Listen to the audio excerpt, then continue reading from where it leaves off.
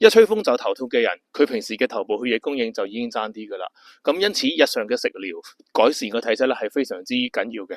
咁呢度牽涉兩個問題，一個就係佢唔夠氣，佢個心唔夠力將個血泵上個頭，咁個頭咪唔夠血咯。呢個係氣虛嘅問題。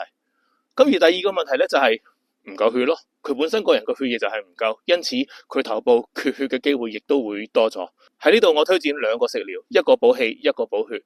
補氣方面係一個好簡單又好味嘅番薯糖水。番薯糖水有番薯、有片糖、有薑，佢溫熱補氣。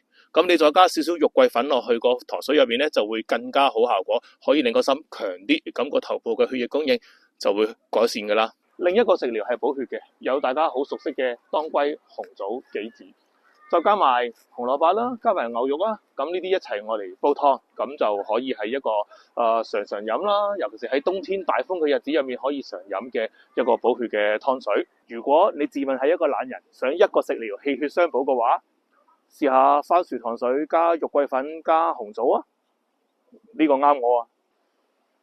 哇，今日好好彩，仲見到陀螺添，好大隻噶。好啦，分享就到呢度為止。萬一頭先所講嘅方法都幫唔到你嘅話，揾你嘅中醫師傾下啦。